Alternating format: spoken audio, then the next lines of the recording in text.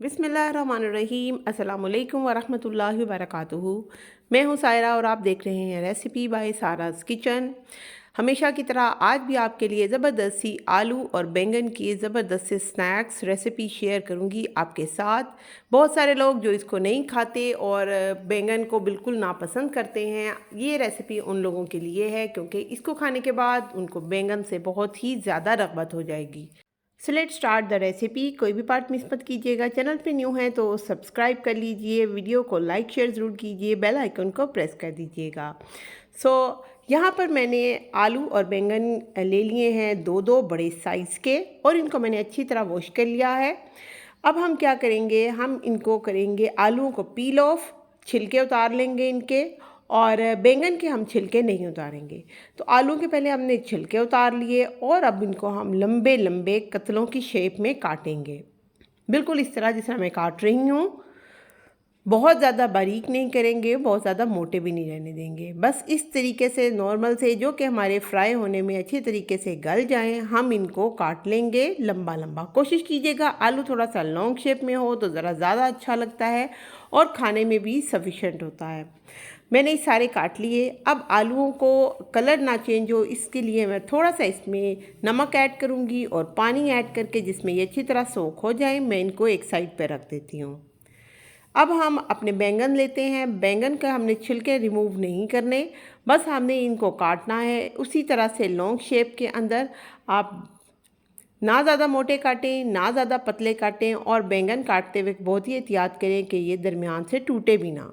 इसी तरह से हमने बैंगन भी काट लेने हैं और आलू भी, और इसको भी हमने नमक लगा के थोड़ा सा और पानी के साथ हमने सोक कर देना है। अगर हम ऐसा नहीं करेंगे तो बैंगन के अंदर चूँकि आयरन होता है, ये फ़ौरन ही कलर जो है अपना बदल लेता है और काला होना शुरू हो जाता है। तो इस तरह से मैंने इनको भी सोक कर दिया।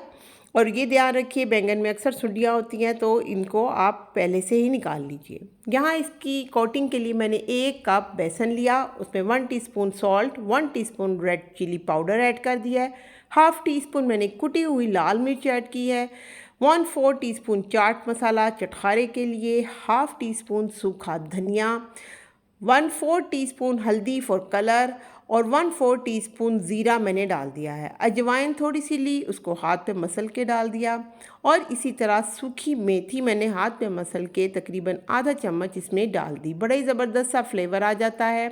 पानी आपने इसमें उतना डालना है जितना आपको रिक्वायर्ड है, और पिंच ऑफ मीठा सोडा।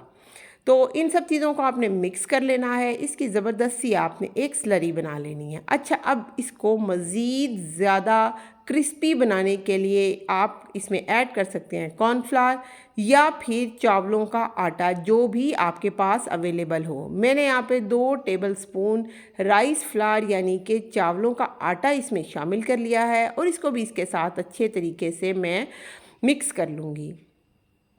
ये कोटिंग आप देख सकते हैं कैसी ज़बरदस्ती तैयार होगी है ना, तो ये बहेगी और बिल्कुल मोटी भी नहीं है।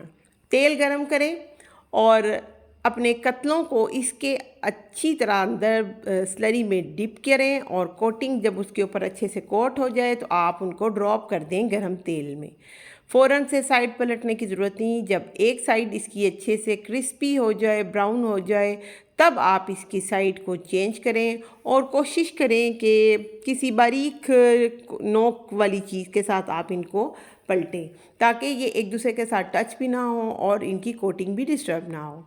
तो मैंने यहाँ पे स्क्वायर का यूज़ किया है और इनकी मैंने एक साइड जैसे ही हो गई तो मैंने इनकी साइड्स चेंज कर दी। गोल्डन ब्राउन हो जाए तो आप इनको स्टेन कर लीजिए, क्योंकि ये काफ़ी क्रिस्पी हैं और होलो हो जाते हैं, तो इसके लिए इनको आप काफ़ी देर के लिए स्टेन कीजिए ताकि इनमें से ऑयल जो है वो सारा रिलीज़ हो जाए। यही प्रोसेस हम बैंगन के साथ भी करेंगे और बैंगन के भी कतलों को हम अच्छे तरीके से कोट करेंगे बेसन के अंदर और फिर उनको हम ऑयल के अंदर ड्रॉप कर देंगे।